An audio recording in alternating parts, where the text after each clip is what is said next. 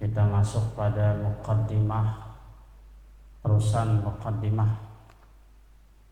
Alhamdulillah wa syukrulillah wa salatu wassalam ala rasulillah Muhammad bin Abdullah wa alihi wa sahbihi wa mawalah, la hawla wa la quwwata illa billah.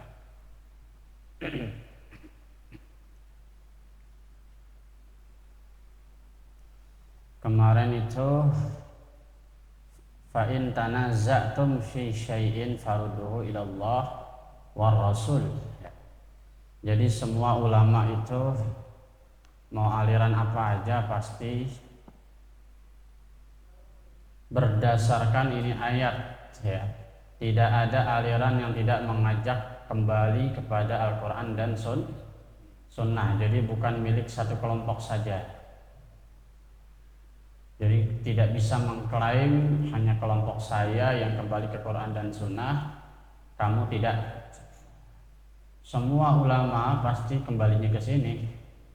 Akan tetapi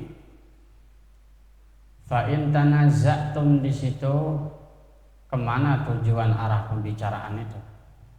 Jika kalian berselisih paham, apakah orang awam dan orang awam kalau berselisih paham itu suruh kembali ke Quran dan Sunnah? Enggak. Pastilah dulu dia disuruh kembali ke ulama. Ulama dulu, kewajiban ulama yang kembali ke Quran dan Sunnah. Jadi tanaza'tum di situ berselisih paham adalah orang-orang yang alim. Dari zaman dulu begitu, sahabat Nabi yang awam dia pasti nanya sama yang alim. Gak ada sahabat Nabi yang awam itu langsung ujuk-ujuk Quran dan Sunnah. Ditambah lagi ada Rasulullah masih. Ketika tidak bertemu Rasul juga mereka saling bertanya, satu sama lain saling berfatwa, memberikan fatwa kepada sesama sahabat. Baik, kita terusin yang kemarin. Walamma kanatil hawadithu al-bashariyatu la taqifu 'inda haddin. Ketika saya lupa foto tadi, harus teksnya dipoto biar ngelihat. Nanti kita bikin ininya apa? Dipoto di PDF. Atau nanti saya cariin PDF. Dapatnya PDF tapi versi Indonesia ada, bahasa Malaysia. Walamma kanatil hawaditsul basyariyatu la taqifu 'inda haddin, yang namanya kejadian basyariyah, kejadian manusiawi itu tidak bisa terhenti dalam satu batasan ya. Kejadian manusia itu kan dinamis, besok begini, besok begitu. Di satu sisi manusia makhluk individu, di satu sisi manusia makhluk sosial. Jadi tidak bisa manusia itu kasusnya tidak mungkin satu motif yang sama. Tidak mungkin satu kejadian yang sama persis, begitu maksudnya. Makanya butuh pengembangan ya. Uhtija fi takhrijiha ala usuliha. Nah, kejadian-kejadian tersebut itu dibutuhkan untuk mengeluarkan dalilnya itu, untuk mencari solusinya itu ala usuliha, harus dikembalikan ke usul, ke akar. Itulah sebabnya mengapa hukum-hukum beberapa tidak tegas, ya kan? Kayak hukum bunga bank, nggak tegas ya. Kayak hukum merokok, bunga bank semua ulama sepakat haram. Tapi permasalahannya sekarang nabung di bank konvensional hukumnya gimana? Syekh Ali Jum'ah, mufti Mesir, itu pernah ditanya tentang seminar. Ya Syekh, kita mau buat seminar tentang uang dan bank. Tentang uang dan bank. Kata Syekh Ali Jum'ah begini, mengapa judulnya uang dan bank? Mengapa tidak uang sama dengan bank, bank sama dengan uang? Kenapa dipisah uang dan bank? Bisa dipahami ya? Jadi kalimat dan saja itu berpengaruh bagi seorang ulama yang teliti. Mengapa ente bikin judul seminar uang dan bank? Kenapa enggak uang sama dengan bank, bank sama dengan uang? Jadi kenyataannya adalah keuangan kita memang diatur sama bank. semuanya. Iya kan? Terjadi inflasi, deflasi kan sama. Jadi ketika orang itu bertransaksi di mana saja, itulah bank yang membentengi itu. Jadi tidak mungkin kita lepas dari bank, kata Syekh Ali Jum'ah. Jadi nggak ada hukum cerita orang nanya, bagaimana Kiai hukum nabung di bank? Lu transaksi tiap hari itu larinya ke bank, itu udah pasti. Mau cash ataupun ATM, tiap hari tanpa kita sadari kita adalah komoditi bank. Mau kita tukang sayur, tukang bengkel, semuanya kembali ke bank. Karena keuangan itu datangnya dari bank, emang bank yang ngatur. Itu salah satu faktornya ulama menghalalkan kita orang muslim nabung di bank konvensional, CMB Niaga dan lain sebagainya. Cuma ada beberapa ulama yang ihtiyat, melakukan hati-hati. Begini, kita harus rajin-rajin cek rekening kita. Kalau di situ ada persenan bunga, itu bukan milik kita, gitu. Itu jangan dimakan. Jadi kita harus kalkulasi sendiri. Ujung-ujungnya kita bikin rekening sendiri juga di rumah. Tuh, kalau mau apa namanya? Kalau mau ar-rasikhun, kalau mau bersih. Jadi kita sebenarnya saldo kita di bank tuh berapa? Udah itu yang kita ambil. Kita cuma numpang net. Adapun jasa-jasa yang diambil oleh bank seperti bulanan sekian belas, jasa transfer itu memang mereka kan melakukan jasa. Tapi kita jangan mengambil. Bahkan ada lagi ulama yang lebih agak-agak berani lagi. Mengapa kita boleh nabung di bank? Terus itu hukum bunga bank itu riba atau bukan? Sekarang tujuan daripada bunga bank itu kan buat orang-orang yang gede. Dampaknya ke orang miskin apa? Orang kita cuma nabung, dana kita nggak dipakai karena kita cuma nabung 100-200 ribu. Jadi bunga bank itu kan adalah putaran-putaran dari orang-orang kaya nabung di bank, duitnya dipinjam sama bank. Nah karena kita nih nasabah ngasih bantuan dikalikan sekian juta orang tuh dananya jadi gede kan. Itu kita samanya ngebantu itu bank bisa minjemin duit ke orang kaya bayar bunga ke. Nah kita orang kecil bayar bunga nggak gitu-gitu? Kagak. Ada lagi yang bilang begitu. Jadi sampai sekarang dibahas juga hukumnya makruh haram, nggak ada yang tegas-tegas haram tuh. Sampai sekarang hukum rokok tegas nggak kira-kira? MUI udah patok palu haram, tetap aja dikualifikasi. Haram itu ada kualifikasinya. Buat orang yang jantungan, buat orang yang mau mati haram. Iya, orang mau mati masih ngerokok. Nah itu tanya si Dafa, kemarin kita Jumatan ya di Masjid RT 6. Ada orang udah tua banget, kakek-kakek masih ngerokok aja tuh, jalan udah bongkok. Abah umur berapa Pak? Alhamdulillah, wah saya ada 80 gitu. Kuat banget ngerokok. Alhamdulillah, rokok mah nggak putus dah. Jadi mana fakta bahwa rokok itu memustahil? Kan jadi lucu ya. Nah itu jadi nggak tegas yang kayak gitu-gitu. Nah itu butuh usul, dikembalikan kepada usul. Walaupun ada ulama-ulama yang cari aman tuh udah dah dipatok aja dah haram, halal, mana haram. Haram itu jelas, halal itu jelas. Tapi kita juga nggak bisa menolak fatwa yang tidak tegas, nggak bisa. Ada beberapa walaupun dia sufi di Mesir ada Dr. Syekh Yusri Rusdi, itu seorang dokter dan dokter. Dia dosen Al-Azhar, guru besar Al-Azhar, dia juga dokter.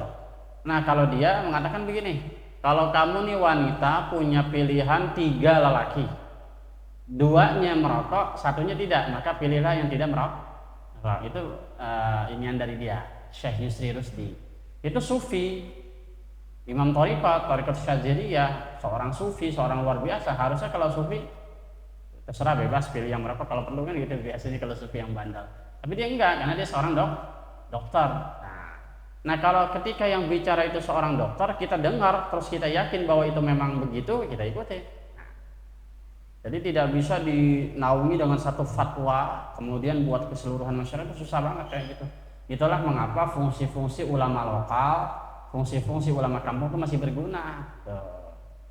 Karena biar bagaimana masyarakat tetap aja nanyanya ke ustadz-ustadz kampung juga, bingung juga fatwa MUI gimana nih, gitu. Nggak ada yang tegas, nggak ada yang bisa tegas. Nah, disinilah fungsi-fungsi ahli ilmu, ya. Jadi yang dimaksud tidak bisa dalam satu batasan itu artinya gini, kadang kasus ini jalan keluar begini, kadang begitu, padahal kasusnya sama. Ngerti nggak? Sayyidina Ali pernah ditanya 100 orang, pertanyaannya sama, tapi dijawab 100-nya berbeda-beda. Kehebatan Sayyidina Ali.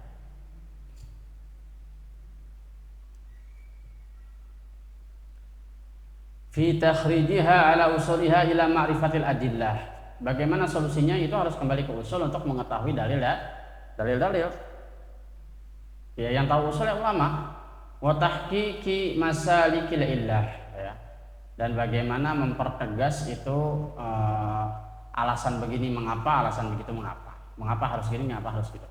Wa dzalika bitafaqquhi fid din. Itu semua bisa dilakukan dengan belajar fikih dalam agama. Tafaqquh fiddin, kita harus tafaqquh fiddin.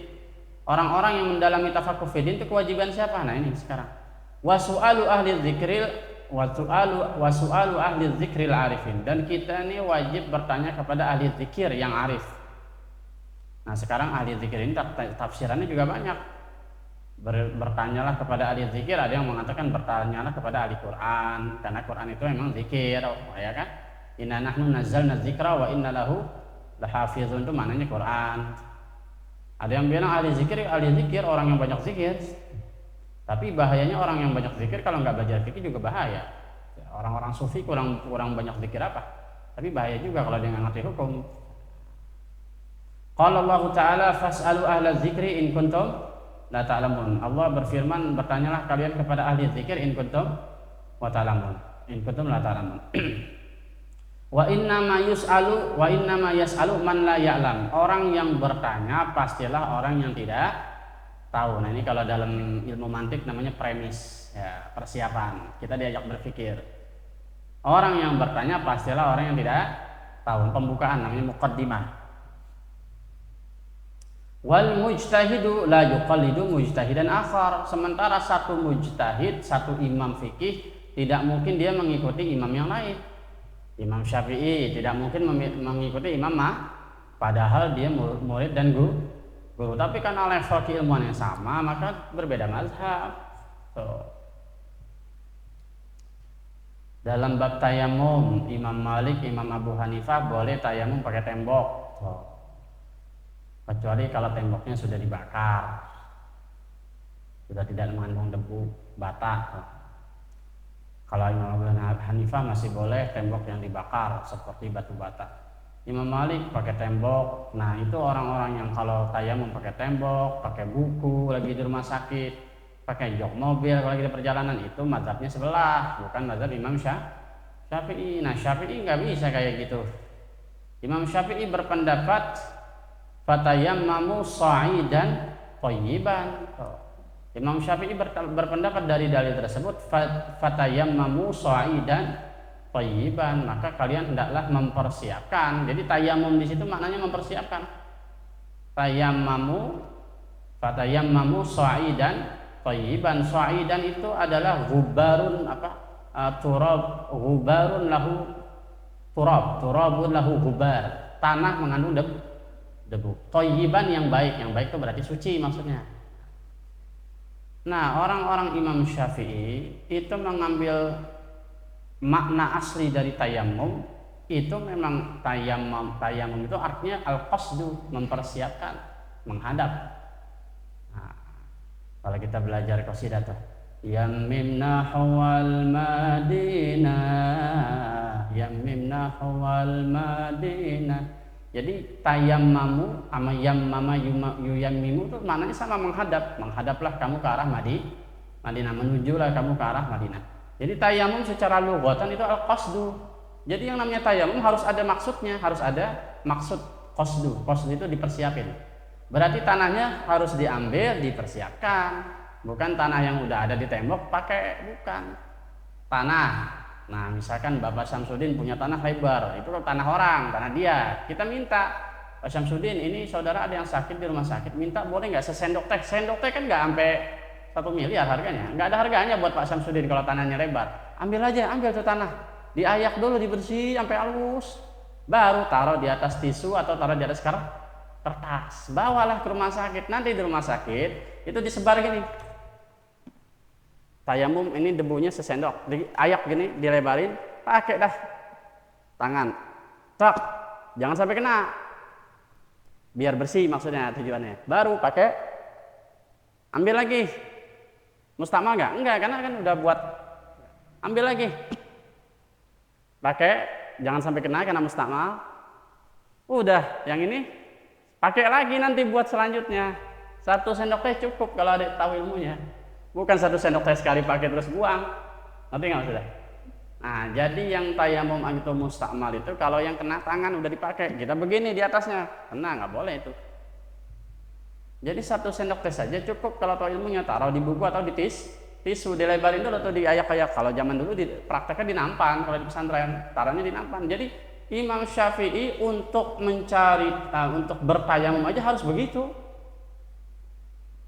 Harus begitu gitu maksudnya. Karena Imam Syafi'i berpendapat tayammamu maknanya al-qasdu. Yang namanya tayamum maknanya mempersiapkan. Jadi Allah tuh berkata, persiapkanlah tanah yang bersih. Jadi bukan bertayamum lah, tapi persiapkanlah tanah yang Karena Imam Syafi'i itu belajar ilmu bahasa Arab 20 tahun langsung ke Bani Hutail. Langsung di Mekah, di antara Syi'ib, di antara bukit-bukit tuh dia belajar sama orang Badui.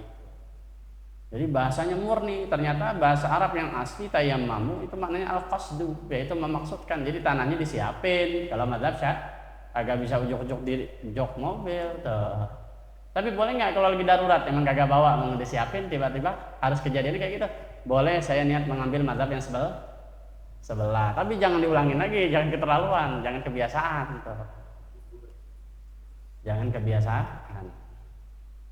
Kok jadi rumit gini ya? Kalau kata ibu, kok jadi rumit ya? Kalau tahu ilmunya kagak rumit, cuman yang bikin rumit kita sebenarnya.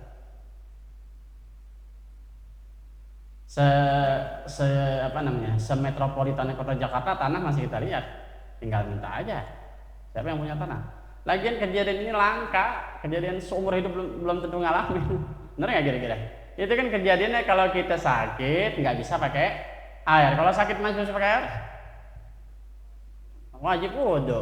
Terus kalau nggak ada air, kapan kita ngalamin nggak ada air? Nggak pernah. Artinya teori itu ada, tapi belum tentu bisa dipakai. Itulah fikih, ilmunya ada, belum tentu bisa dipakai. Tuh, itu hanya teorinya, tapi ke prakteknya belum tentu terjadi. Kayak yang kemarin hadul ghaus, hadul bu'ud, hadul qarid. Tuh, kalau nyari air jarak sekian. Kalau ada, terus ya kalau kita cari jarak di atas 500, kalau yakin ada baru boleh diambil. Baru harus diambil, kalau nggak yakin ada jangan diambil. Itu kan jarang kejadian gitu. Jadi Imam Syafi'i hanya menciptakan teori, tapi kejadian langka. Jadi ribetnya di mana? Orang nggak pernah ngalamin juga. Yang penting tahu. Ketika satu saat harus terjadi di satu tempat, maka itu kita pakai begitu. Kayak di rumah sakit apa segala macam.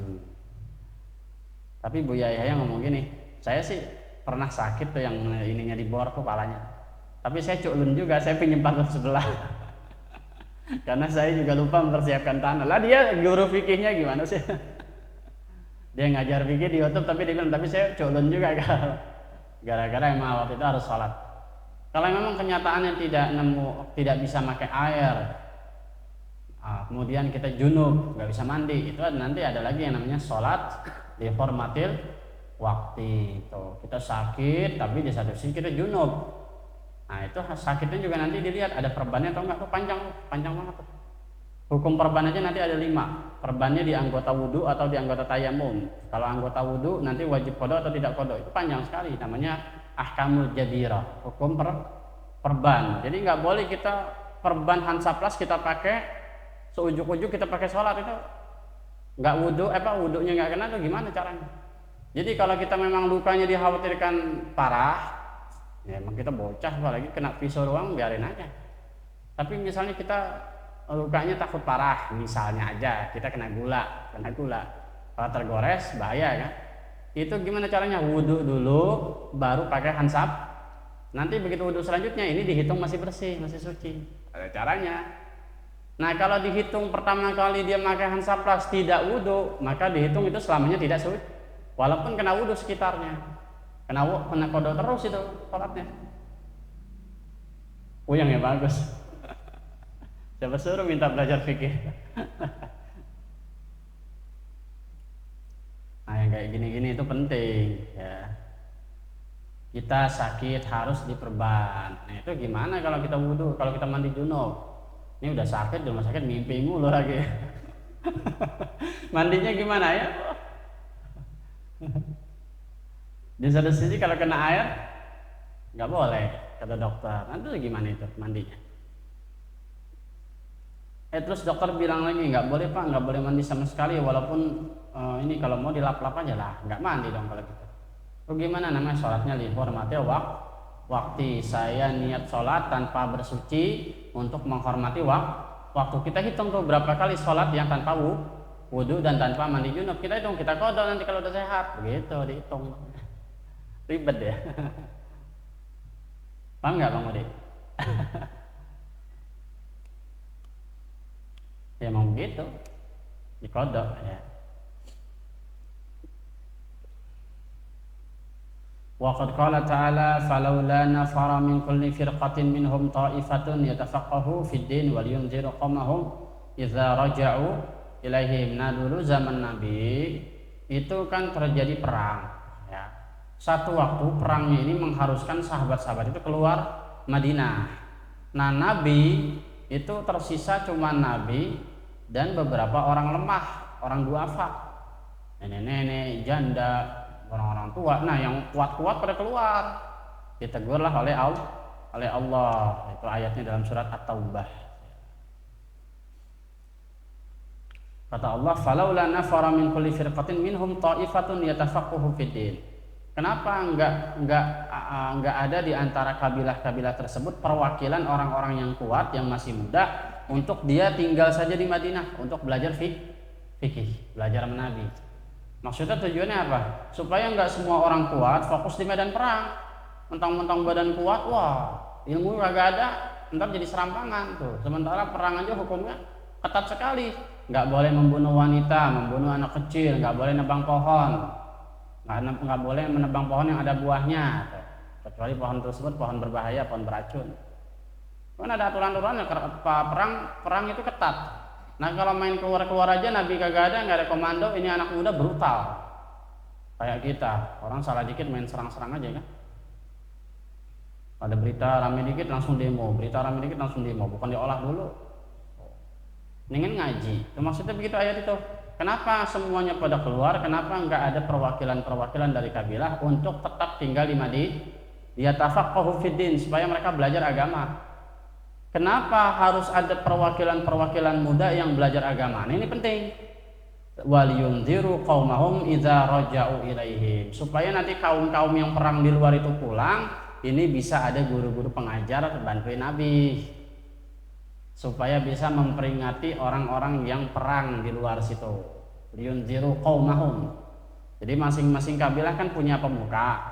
Pemukanya itu suruh tinggal sama Nabi aja, yang suruh jalan pasukannya. Pemuka agama ini untuk tujuannya dapat ilmu dari Nabi, nanti dia sampaikan ke kaumnya. Zaman dulu kan masih ada kabilah-kabilah. Jadi Nabi ini kan ceritanya presiden gitu. Kan ada RT sekian, RW sekian. Itu RW-RW-nya suruh tinggal, belajar.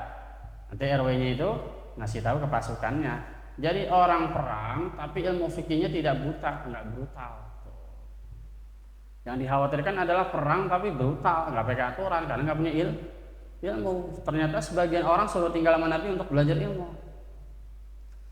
Nah ini jadi dalil katanya fahadhil ayatu tadullu ala anna nafirin li talabil ilmi wa tafaqquh innama huwa ba'dul muslimin.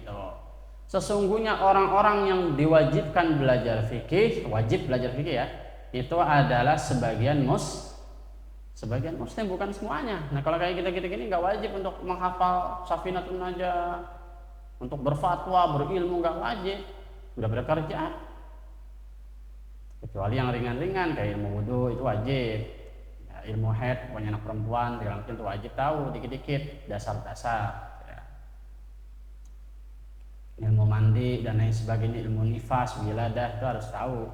Tapi untuk menjadi orang ahli fikih itu kewajiban sebagian muslim. Nah dari sini jelas bahwa orang-orang yang bisa kembali ke Quran dan hadis hanyalah sebagai bagian. Masa dikit-dikit orang ditanya, kamu tahu dalilnya sahih apa enggak? Emang gue siapa ya? Gue nggak belajar hadis. Wajar aja kalau sholat kita masih salah kan gitu. Jangan dikit-dikit disalahin, ini bidah, ini haram, masuk neraka loh. Kalau begitu kagak ada orang Islam, salah semua.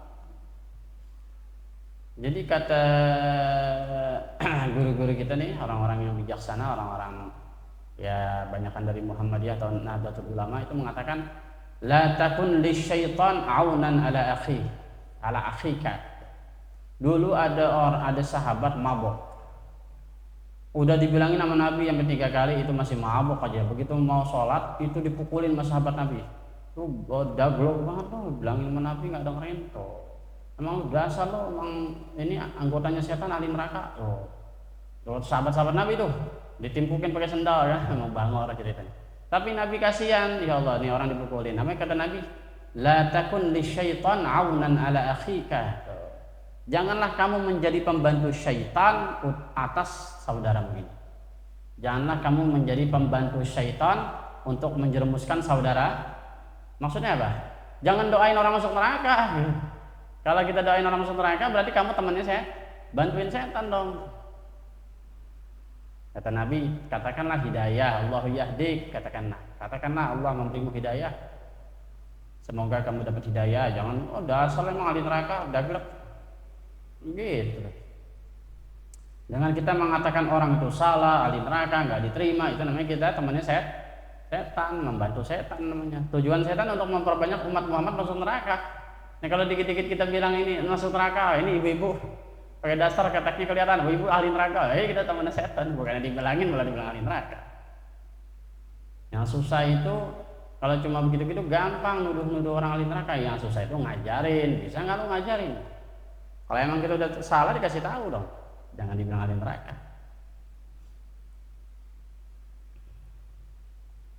Sementara juga kewajiban yang tahu dalil hanya sebagian. Kita orang awam ingin ikut apa yang dikatakan ulama. Wa annahum idza tafaqahu wa raja'u ila qaumihim aftauhum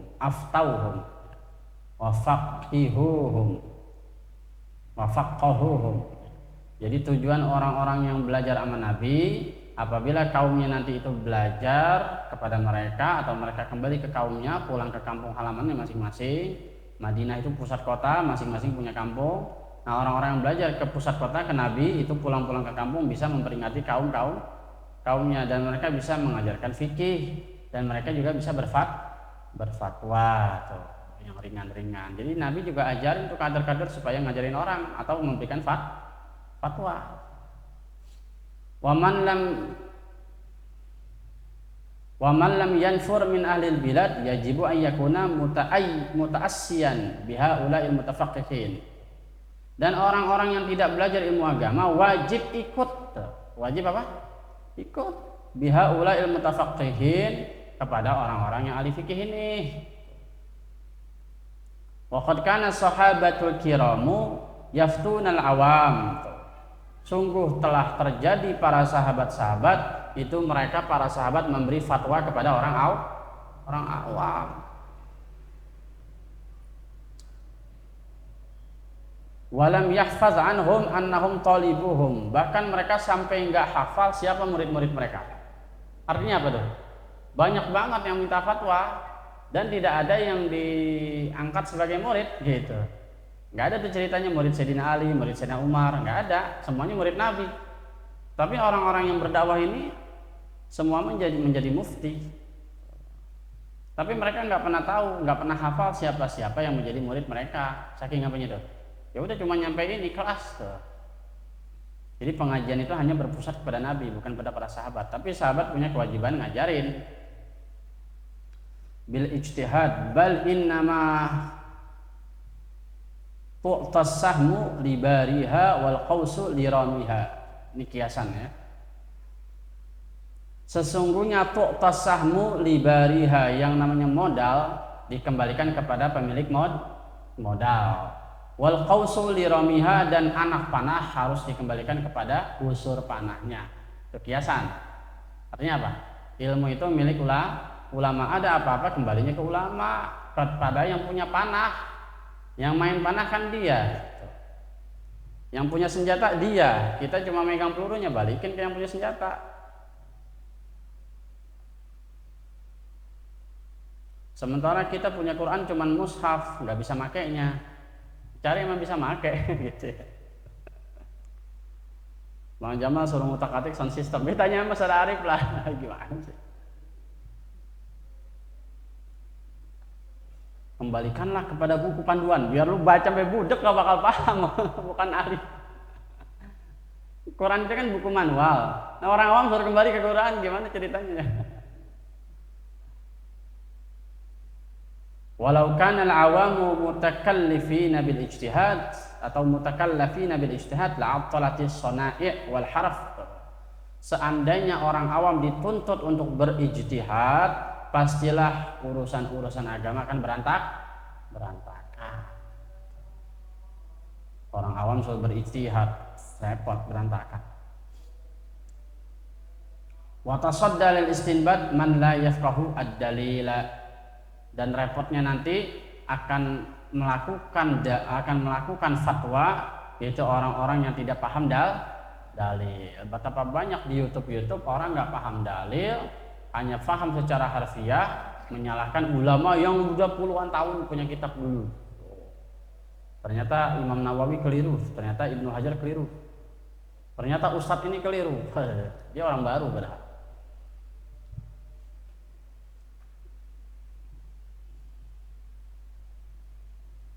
Banyak contohnya kalau kita nemu ya. Mungkin kita belum pahami apa yang saya jelaskan saat ini mungkin, tapi nanti akan ketemu jawabannya kalau kita sering lihat ilmu agama, nonton dan lain sebagainya, perdebatan, dengar ceramah. Kita akan paham bahwa banyak sekali orang yang tidak menguasai dalil sebenarnya, tapi menyalahkan orang yang tahu dalil. Banyak ya. Sekarang belum berasa ya. Tapi kalau kita rajin dengar-dengar itu banyak kejadian itu. Itu udah fakta, fenomena. Wat ta'lil, dan tidak tahu alasan-alasan mengapa begini, mengapa begitu.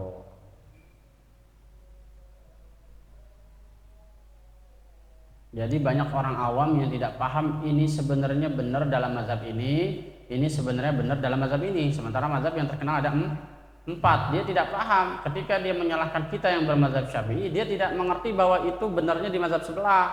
Tidak benar di mazhab sebelah, disalahin, dipikir mazhab itu nggak ada. Itu bahayanya. Maksudnya nggak tahu dalil. Kayak tadi tayamum dan lain sebagainya. Kayak wudhu juga sama, sholat juga sama tuh. Banyak nanti kasusnya akan ketemu di depan ya. Wa hadza la syakka anna fihi 'azimut tafrid wal ifrat. Tidak diragukan lagi itu akan terjadi sesuatu namanya radikalisme dan juga liberalisme. Tafrid wal ifrat itu kiasan. Ada radikalisme, ada liberalisme. Bedanya apa? Kalau radikalisme kebangetan banget, keras. Sebenarnya bagus. Radik itu kan bahasa Yunani, artinya akar. Jadi orang itu kalau ngebahas apa-apa sampai ke akarnya. Kalau nggak nemu dikorek-korek terus dikorek. Pokoknya orang salah terus. Tapi dalam sisi kebaikan. Tapi kalau liberalisme itu liar.